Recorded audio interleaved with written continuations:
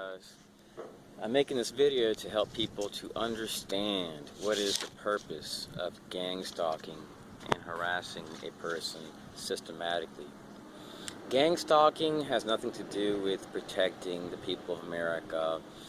It's an activity, unfortunately, based on domestic terrorism, according to the Department of Defense and other agencies, which clearly state that if you're stalking and harassing a population of people and trying to cause them to live in a state of fear, that you're actually engaged in domestic terrorism. Now, it's unfortunate I have been able to link this harassment to Department of Justice, the United States Army, Citizens Corps, the FBI, and many other groups that are stakeholders. They have public and private stakeholders. Some of them are part of corporations, neighborhood watch groups.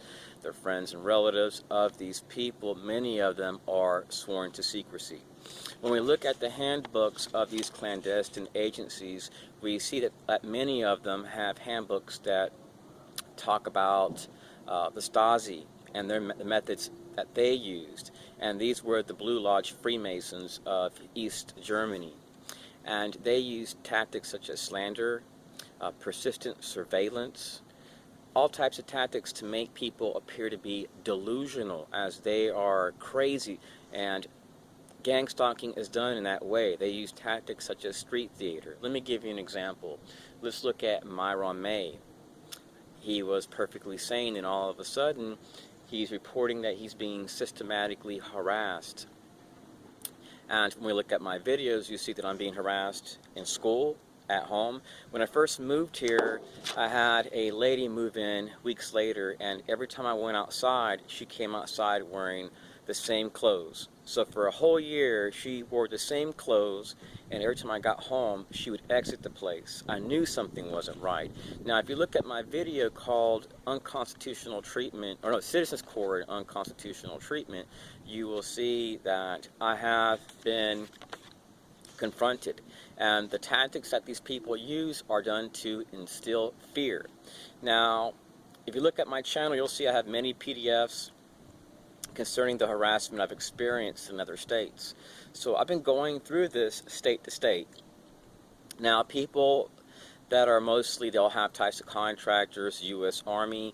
You may start having encounters school after school where you're being threatened. I've had to call the police at one school called Fort Walton Choice while taking a marine mechanic class around 2006, I believe. I was in my 20s then, and the person came with a knife like this long. It's illegal in the state of Florida to carry knives of 10, 11 inches. And the entire class can state that I was being threatened. So now I live my life carrying DVR, belts, watches. I have them in my car where I'm recording all the time the activities that are going on around me, conversations, because I have the right to record in public. Now, I don't like to invade people's privacy, so I'm not using like patrol eyes and recording non-stop, but I can record at the push of a button, and sometimes I'm actually recording while I'm entering and exiting places, because I had these weird encounters where every time I went to the post office, I had people with stickers on their car saying block watch. They wouldn't get out of their car. Then it was another month, radio operators. Then another month, it was people with NASA bumper stickers. So I did research and found out these are all stakeholders with Citizens Corps. And the intelligence agencies in that area are using these groups. These are fronts. These are groups that are used to harass people. And they may say, oh, we're into protecting the community.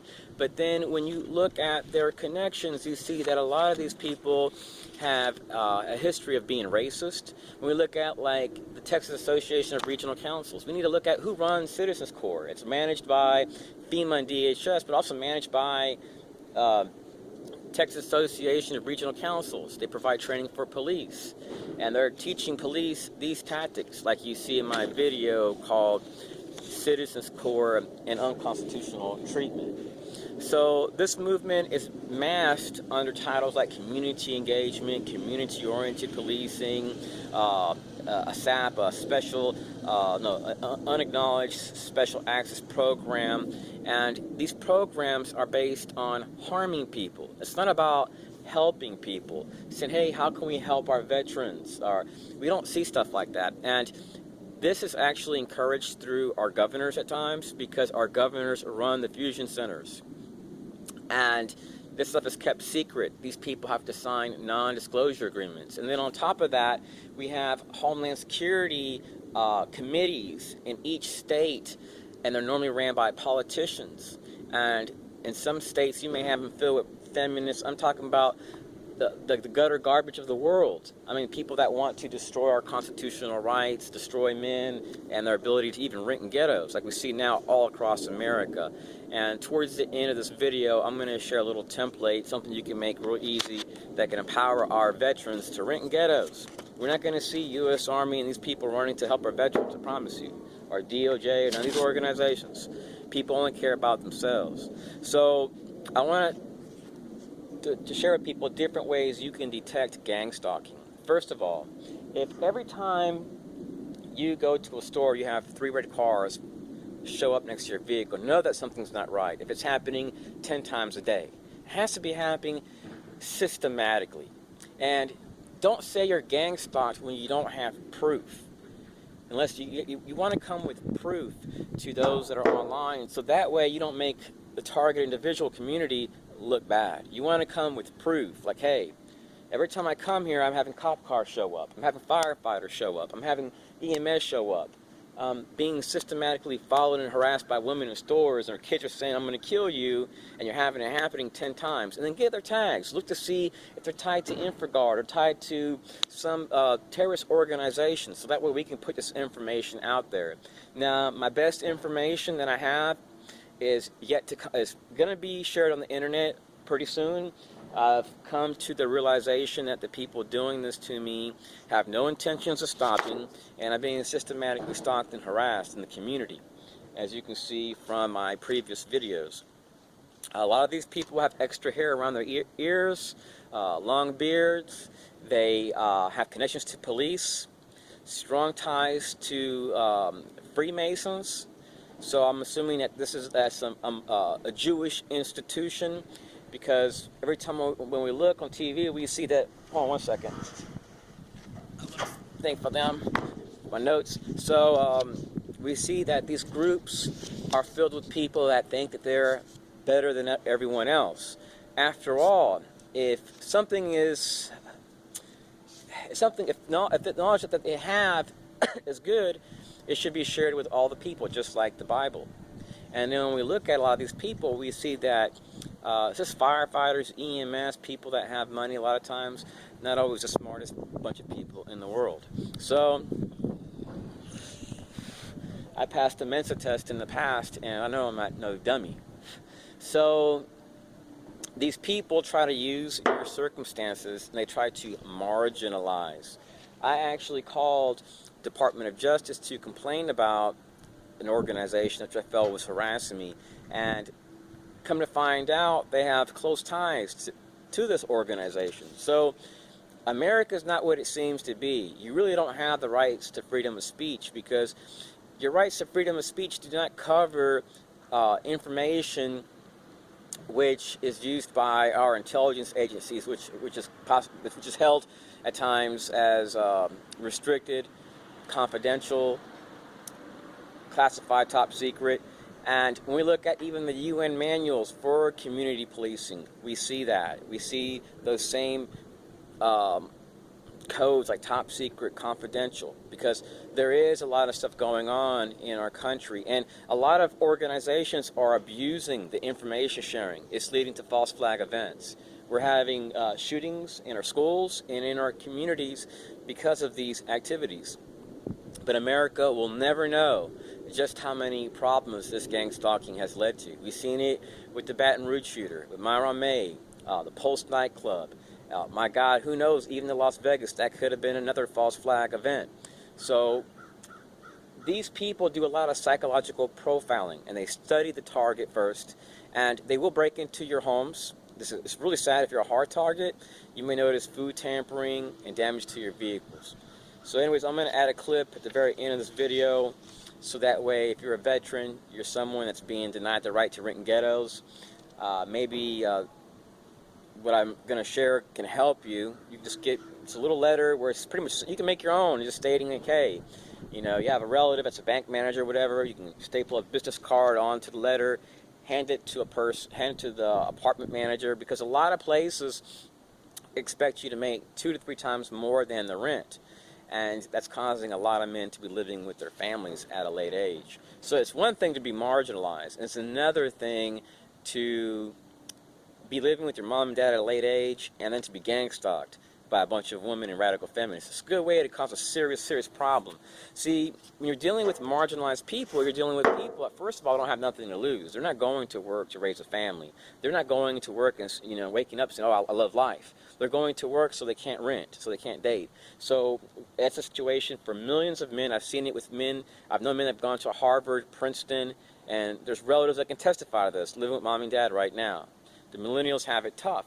So I want to help men to be able to rent in ghettos and say, hey, yes, you can. You know, Obama didn't do crap for our men, and say, yeah, you can rent in ghettos. You know, I think it's vital. U.S. Army, they're not going to help you. DOJ, DHS, CIA, I promise you call these people, they're not going to help you. After all, when we look at their books they're required to read at times, and the books they're encouraged to read, it's all about the Stasi. It's all about the Stasi and the tactics that they used. That is the recommended reading. So when you are making videos concerning gang stalking, fellow TIs, I encourage you to show videos of, you know, when you're entering, exiting stores, if you're being harassed, and look to see, you know, if you're walking back to your car, look to see of any similarities, you know, stuff like that. You want to be able to see, you want to be able to do it systematically, so that way you can go back and look and see if any of the people that you're dealing with have ties to any of these groups that in the past have harassed you. So it's pretty much it. You know, when you look around, you don't see any red cars. And I'm not saying this person next to me is a gang stalker, because I don't believe she is. But you will. It'll make you think when you go to places and you have maybe 10 red cars surrounding you at a gas station. It'll make you think, hey, is this person, you know, one of these gang stalkers? You know, so you want to look for stuff like that. You want to look for sheriff stickers. You want to look to see a systematic pattern of harassment. Like I said, I don't believe that person's a gang stalker. But still, you know, I record. Because if you look at my videos, you see that I'm having strange encounters. Peace. Okay, I stated in my other video that I would share this. So anyway, just like a minute. Just put a date there, your address, which apartments you're trying to rent at, and, you know, have someone state, like, hey, you know, they're a relative of yours, and you have access to such and such amount of money that they can cover towards your rent. Then their name, you can add a business card to the top of it, maybe they're a banking manager or something, you know, make it look, you know, more nice, and then have your notary stamp, it's like your bank is normally free, and signing date. That way it looks legitimate. And that way the apartment manager will feel comfortable renting you out an apartment. I haven't had to use this in a while, but some apartments require you to make 2 to 3 times more than the rent. So this can help veterans and target individuals that are losing their job due to gang stalking. Peace. Okay, I stated in my other video that I would share this. So anyway, just like a minute. Just put a date there, your address, which apartments you're trying to rent at, and, you know, have someone state, like, hey, you know, they're a relative of yours, and you have access to such and such amount of money that they can cover towards your rent.